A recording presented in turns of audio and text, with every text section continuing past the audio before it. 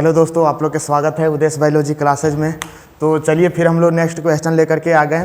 तो हम आप लोग को बताए थे कि प्रत्येक चैप्टर वाइज जो है आप लोग को वीवीआई क्वेश्चन बताएंगे। और ये आपका जो है जितना भी उधर आपका 2 वीडियो अपलोड हो चुका है और ये भी आपका तीसरा वीडियो जो जाएगा, इसमें आप देखिएगा इसमें भी वीवीआई क्वेश्चन ही है चैप्टर 1 से। हम आपको बोले थे जितना हम आपको बता रहे हैं उतना से वो एक भी क्वेश्चन आपको एक्स्ट्रा उस चैप्टर से नहीं आएगा। ये चीज़ हमेशा याद रखिएगा और इसको एकदम पढ़ लेना है। प्रत्येक चैप्टर वाइज हम आपको वीवीआई बताएंगे। तो देखिएगा चैप्टर फर्स्ट में एक और हम आपका जो क्वेश्चन जो वीवीआई लेकर के आए हैं, क्वेश्चन क्या है आपका, देखिएगा। जल हाइसिंथ या जलकुंभी पौधा को बंगाल का आतंक क्यों कहा जाता है? यदि बंगाल के आतंक की बात करते हैं हम लोग बाबू, तो बंगाल का आतंक क्यों कहा जाता है? बंगाल का आतंक, अच्छा एक चीज बताइए, आतंक के मतलब क्या होता है? तबाह करना या मार देना, यही ना। तो ये जलकुंभी पौधा जो होता है या जल हाइसिंथ पौधा किसको मार देता है? आखिर कैसे इसको बंगाल का आतंक कहा जाता है और क्यों कहा जाता है? तो देखिएगा हम आपको एक चीज बता रहे हैं। जल हाइसिंथ या जलकुंभी जो पौधा है यह एक जलीय पौधा है। यह एक जलीय पौधा है।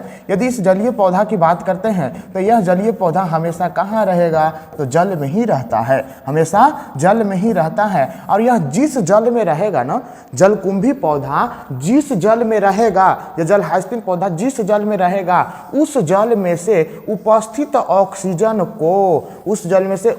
ऑक्सीजन को अधिक मात्रा में जो है वो ग्रहण कर लेता है। अधिक मात्रा में क्या कर लेता है? ग्रहण कर लेता है। जब यदि हम लोग बात करते हैं ना, जलकुंभी पौधा जब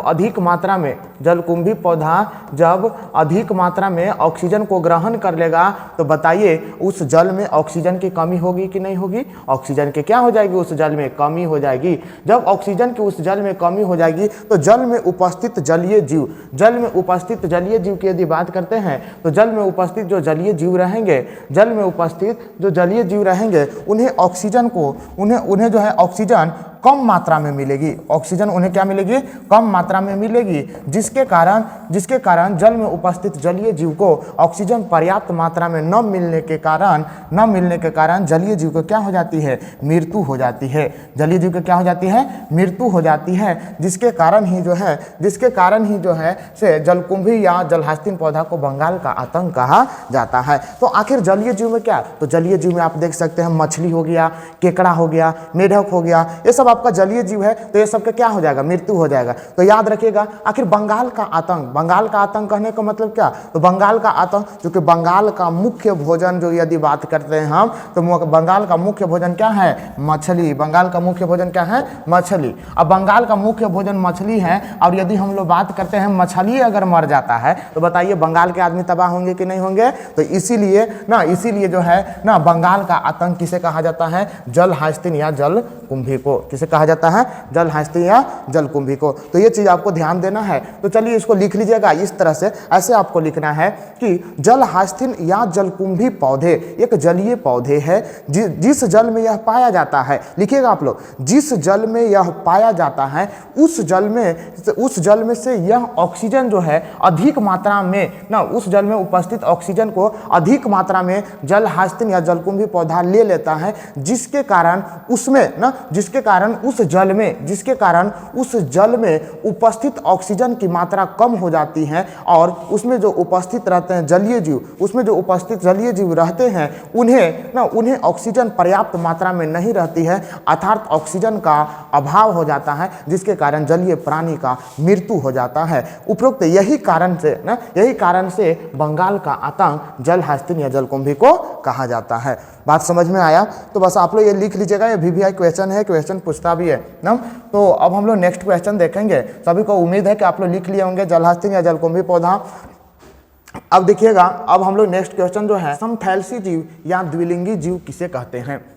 समथैलेसी जीव या द्विलिंगी जीव किसे कहते हैं? तो समझिएगा, समथैलेसी या द्विलिंगी जीव की बात करते हैं बाबू, तो समथैलेसी और द्विलिंगी जीव के मतलब समझ लीजिएगा ना, वैसा जीव जिनमें नर जनन की बात करते हैं, जिनमें नर जनन अंग एवं मादा जनन अंग, नर जनन अंग एवं मादा जनन अंग की बात करते हैं तो दोनों एक ही जीव में रहता है, दोनों एक ही जीव में रहता है, अर्थात एक ही जीव में होता है, उसी को हम लोग क्या बोलेंगे, समथिल्सी या द्विलिंगी जीव। जैसे यदि कहिएगा ना, वैसे जीव जिसका नर जनन अंग और मादा जनन अंग दोनों एक ही जीव में होता है उसे ही समथिल्सी जीव या द्विलिंगी जीव कहते हैं। जैसे में आपका क्या, केचुआ, जैसे में केचुआ, केचुआ हो गया आपका, जोंक हो गया आपका, तो ये सब जितना भी होता है केचुआ जोंक ये सब क्या होता है, ये सब आपका द्विलिंगी जीव है। अर्थात जैसे यदि हम लोग बात करते हैं केचुआ की, अगर हम लोग बात करते हैं तो केचुआ जो होता है, जैसे मान लेते हैं बीच में केचुआ के बीच में यहाँ पर सीटी होता है जिसे वह उठा उठा कर ऐसे टुक टुक टुक टुक जो चलता है ना, ऐसे चलता है, ऐसे इस तरह से ऐसे जो चलता है वो सीटी के माध्यम से चलता है। ये आगे वाला भाग की बात करते हैं तो नर होता है और पीछे वाला भाग क्या होता है, मादा होता है। तो आगे वाला भाग नर और पीछे वाला भाग मादा। ऐसे इसका कोई डिफाइन ऐसे नहीं है, लेकिन एक एग्जांपल में हम बता दिए कि ना तो ये भी हो सकता है कि आगे वाला मादा भी हो सकता है, पीछे वाला नर भी हो सकता है। लेकिन ये चीज जो है ना हमेशा याद रखिएगा कि एक ही जीव रहेगा, उसमें एक नर वाला भी रहेगा और एक मादा वाला भी भाग रहेगा ना, दोनों एक ही जीव में उसका जनन अंग रहेगा, उसी को हम लोग क्या बोलेंगे, समथिल्सी जीव कहेंगे या द्विलिंगी जीव कहेंगे। पूरा उम्मीद है कि आप लोग का समझ में आ रहा होगा। और ये सब एग्जाम्पल में आप लोग लिख लीजिएगा, बस क्या लिखना है कि नर जनन अंग एवं मादा जनन अंग एक ही जीव में पाए जाते हैं, उसे ही समथिल्सी जीव या द्विलिंगी जीव कहते हैं। जैसे में लिख लीजिएगा केचुआ, जो इत्यादि। चलिए अब हम लोग नेक्स्ट क्वेश्चन देखेंगे। नेक्स्ट क्वेश्चन आपका क्या है, नेक्स्ट क्वेश्चन है विषमथैलेसी जीव या एकलिंगी जीव किसे कहते हैं। तो विषमथैलेसी जीव या एकलिंगी जीव की बात करते हैं तो विषमथैलेसी माने अलग अलग, विषमथैलेसी का मतलब क्या होता है, अलग अलग। अब इसमें अलग अलग यदि बात करते हैं, जैसे नर का जनन अंग, नर का जनन अंग, अब नर का जनन अंग की बात करते हैं और मादा के जनन अंग की बात करते हैं। नर का जनन अंग की बात करते हैं और मादा के जनन अंग की बात करते हैं तो नर का जनन अंग और मादा का जनन अंग दोनों में अलग अलग जीवों में होता है, अलग अलग जीवों में होता है, उसी को हम लोग क्या बोलेंगे, उसी को हम लोग बोलेंगे एकलिंगी जीव या तो फिर विषमथैलेसी जीव। एकलिंगी जीव या विषमथैलेसी जीव, या कहने का मतलब क्या, तो मनुष्य, कहने का मतलब मनुष्य जो होता है, मनुष्य के देखिएगा कि नर जो होता है ना, नर के बात करते हैं तो नर का जनन अंग अलग होता है, जबकि यदि मादा की बात करते हैं तो मादा का जनन अंग अलग होता है। अर्थात बिल्कुल ये क्या होते हैं, अलग अलग जीव हो जाते हैं। तो ये चीज आपको समझ में आया होगा। या ऐसा कोई मनुष्य के देखे हैं कि उसमें नर वाला विभाग मादा वाला भाग, ऐसा कुछ नहीं होता है, नर जनन अंग बिल्कुल अलग अलग होता है। तो बस याद रखिएगा विषमथैलेसी जीव में या एकलिंगी जीव में ना, ये याद रखिएगा कि वैसा जीव जिसमें से नर जनन अंग एवं मादा जनन अंग अलग अलग जीवों में होती है, अलग अलग जीवों में होती है, उसे ही हम लोग विषमथैलेसी या एकलिंगी जीव कहते हैं, उसे ही हम लोग विषमथैलेसी या एकलिंगी जीव कहते हैं। जैसे में आप लिख लीजिएगा, मनुष्य लिख लीजिएगा, मनुष्य लिखिएगा, गाय लिखिएगा, बकरी लिखिएगा और इत्यादि डाल दीजिएगा। क्या डाल दीजिएगा, इत्यादि। और कुछ नहीं याद है तो डायरेक्ट इत्यादि डाल दीजिए, हो जाएगा काम खत्म। बात समझे। तो ये सब इंपॉर्टेंट है, ये सब क्वेश्चन पूछता है मेरे प्रिय विद्यार्थी, ये सब सारा आप लोग नोट्स बनाते चलिएगा। अब हम लोग नेक्स्ट क्वेश्चन देखेंगे। नेक्स्ट क्वेश्चन आपका क्या है, अब देखते हैं नेक्स्ट क्वेश्चन। हाँ, युग्मनज किसे कहते हैं। नेक्स्ट क्वेश्चन है आपका, युग्मनज किसे कहते हैं। अब युग्मनज के बारे में देखेंगे, आखिर युग्मनज होता क्या है। तो अब हम लोग देखेंगे युग्मनज आखिर होता क्या है। चलिए एक चीज़ हम आप लोग को बताना चाहते हैं बाबू, देखिए कितना विद्यार्थी ये चीज़ सोचता है ना, छोड़ो ना आज वीडियो न देख करके कल देख लेंगे, इसी तरह से करते करते वीडियो बहुत सारा हो जाएगा, फिर आप नहीं देख पाइएगा। इसीलिए हमेशा याद रखिएगा, आज वीडियो अपलोड हुआ आज ही आप देखिए, एकदम डेली रूटीन आपको बना लेना है कि आज हमको इस चीज़ को पढ़ लेना है तो पढ़ लेना है। कहा जाता है ना कि कल करो से आज करो और आज करो से अब, कल करो से आज करो और आज करो से अब, पल में प्रलय होएगा बहुरी करेगा कब, बड़ा हुआ तो क्या हुआ जैसे पेड़ खजूर और पंछी को छाया नहीं और फल लागे अति दूर। तो ये सब हमेशा याद रखिएगा मेरे प्रिय विद्यार्थी, कल पर कभी नहीं टालना है, अगर कल पर टालते हैं तो फिर कल हो जाएगा। बात समझे। इसीलिए मेहनत करना है तो करना है, बस आप ये चीज़ जान लीजिए, पढ़ना है तो पढ़ना है। और जैसे ही पढ़ाई की बात आता है तो एकदम आप एकदम पूरी तरह से एकदम अग्रसित हो करके एकदम ध्यान लगा करके पढ़िए, तब जाकर के आपका जीवन जो है सफल हो पाएगा बाबू। न तो बहुत है इस दुनिया में, पढ़ाई के नाम पर सिर्फ लोग झांसा बांटते हैं, लेकिन वैसा कुछ नहीं होता है। आपको याद रखना है, हमेशा बढ़िया से पढ़ना, बेहतरीन रूप से पढ़ना है, रिजल्ट अच्छा लाना है। तो चलिए हम लोग देखेंगे नेक्स्ट क्वेश्चन, युग्मनज किसे कहते हैं। तो देखिएगा युग्मनज की बात करते हैं बाबू, तो जैसे देखिएगा नर युग्मक नर युग्मक की बात करते हैं हम लोग और मादा युग्मक की बात करते हैं।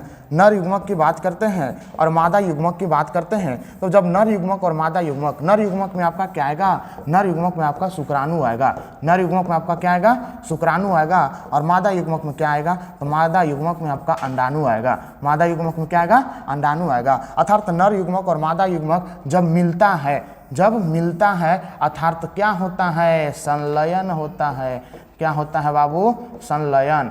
इस संलयन, संलयन ल के जगह पता ना का लिखा जाता है, संलयन, संलयन होता है। संलयन के मतलब होता है मिलना, यानी कि शुक्राणु अंडाणु जब मिलता है अर्थात नर युग्मक और मादा युग्मक जब मिलता है तो युग्मनज का निर्माण होता है। किसका निर्माण होता है, युग्मनज का निर्माण होता है। तो हम लोग क्वेश्चन क्या है, युग्मनज किसे कहते हैं, तो हम लोग बोल देंगे कि नर युग्मक ना एवं मादा युग्मक, नर युग्मक एवं मादा युग्मक के संलयन को ना, के संलयन जब बाद जो बनता है उससे ही हम लोग क्या कहेंगे, युग्मनज कहते हैं। क्या कहते हैं, युग्मनज कहेंगे। नर युग्मक मादा युग्मक के संलयन को क्या कहा जाता है, युग्मनज कहा जाता है। बात समझ में आया। अर्थात कह सकते हैं कि जब युग्मक मिलते हैं तब युग्मनज का निर्माण होती है, युग्मक मिलते हैं तब युग्मनज का निर्माण होती है। चलिए अब हम लोग नेक्स्ट क्वेश्चन देखेंगे।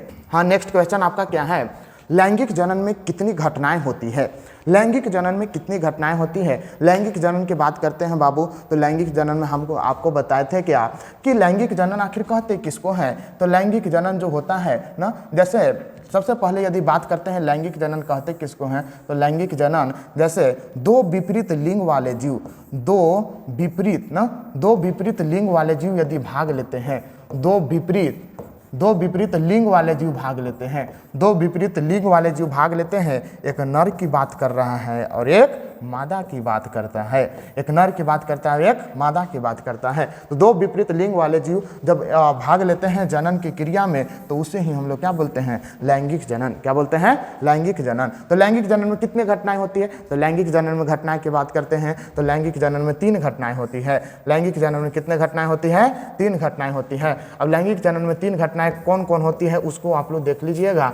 तो सबसे पहले हम लोग समझेंगे कि लैंगिक जनन में 3 घटनाएं जो होती है वह कौन कौन होती है। पहला जो होता है निषेचन, निषेचन पूर्व की घटना। पहला क्या होता है, निषेचन पूर्व की घटना, निषेचन पूर्व की घटना, निषेचन पूर्व की घटना, निषेचन पूर्व की घटना। और दूसर का जो होता है, दूसर का होता है निषेचन। दूसर का क्या होता है, निषेचन, दूसर का निषेचन। और तीसर का जो आपका होता है वह होता है निषेचन पश्च की घटना। तीसर का क्या होता है, निषेचन पश्च की घटना, निषेचन